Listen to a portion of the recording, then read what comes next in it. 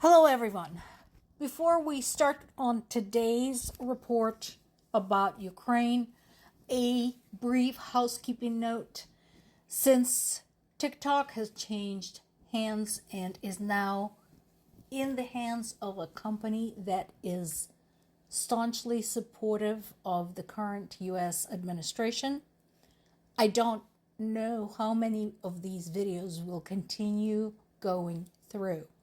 I would like to remind everybody that I also have a YouTube channel where I post this content, as well as a Substack where I also post this content. So please feel free to follow, subscribe.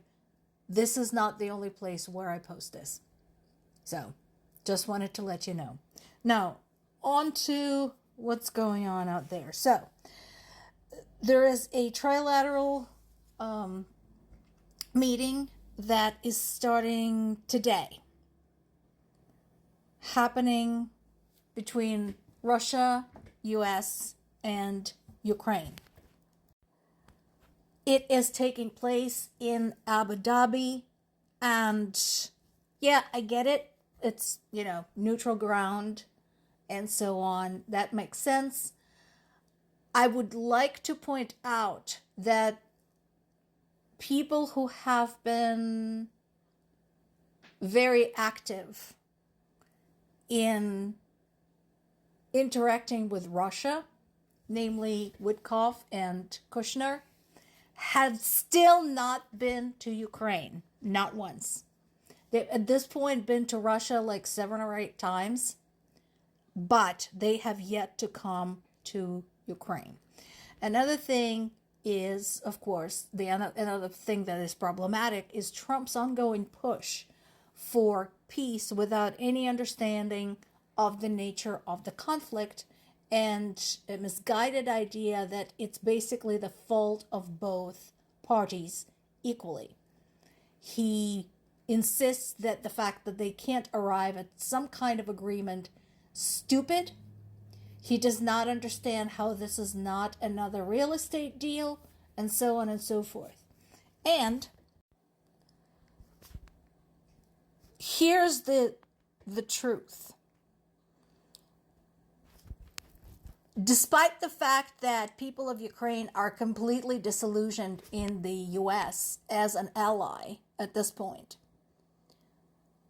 and despite Ukraine's best efforts to set up and develop its own weapons manufacturing, it still depends on Western support.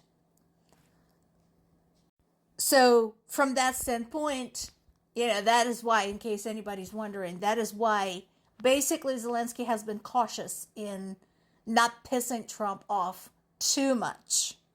But, there are limits. Of course, the biggest stumbling block remains Russia's demands to surrender a portion of Ukrainian territory, which is unacceptable to both Ukrainian government and people of Ukraine. They've made this very clear. And once again, to the demagogues who are saying, well, how can you value land more than human lives? I would like to remind, first of all, that people have to live somewhere. Human lives are tied to the land. This is their home. Why should they surrender it to another country? And second, imagine if this was you. If somebody came barging in and demanded a portion of your property just cause. That's what it's like. So I don't want to hear any more comments like that.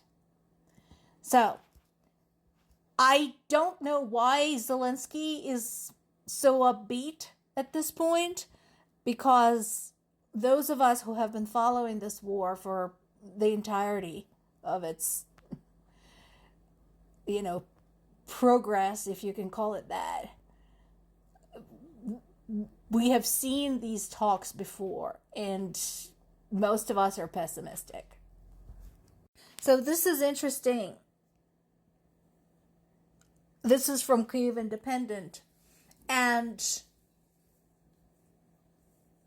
this is, and kind of an interesting fact that the recent attack on Kyiv that left so many without electricity, running water, and heat in the middle of savage winter cost Russia over $130 million. Why is this important? Well, because everybody should be asking the question, how is it that the country that is up to its neck in sanctions and with so few allies, where is it getting the money from? What this tells us is that the sanctions are only working so well.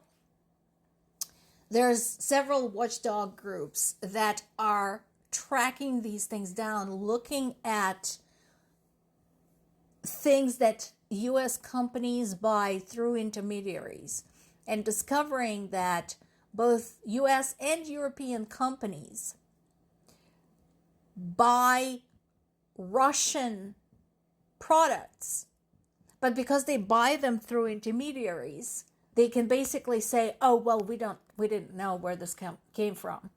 Plus, of course, there is Russia's oil trade. Plus, of course, there is the shadow fleet. There is the dealings with Iran, China, and North Korea. Of course, on Ukrainian side, what matters most is the human cost. At least 6 people were killed and 45 people were injured over the past day across multiple regions of Ukraine. 101 drones were launched, plus there were missiles and glide bombs. So, yeah. And people who were killed and injured were civilians. So, this is just the ongoing nightmare for people of Ukraine. And I told you before how twisted this is, because this war is not just about people at home worrying about their soldiers at the front, but soldiers worrying about their families getting bombed at home. Despite all of that, Ukraine's maintenance services continue to be just incredible. And as somebody lives in a place where we lose power kind of a lot in the United States, I have utmost respect and appreciation for our utilities teams. We have a big storm coming right now. I know they're out there already bracing for it, prepping, doing whatever possible. So their colleagues in Ukraine are doing that under fire through drone attacks, through bomb attacks, through missile attacks. So after that tremendous amount of damage that was inflicted just a few days ago, fewer than 20% of Kyiv's apartment buildings still remain without heating.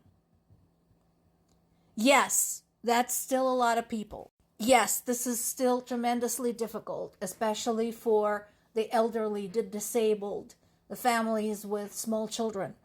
But the fact that they were able to restore power to the rest is truly, truly amazing. These people are heroes. That is incredible. This information, again, is on Kyiv Independent website. So if you want to see the details, what exactly they did and how many buildings were involved, how quickly they had to work, please visit this article. More to come.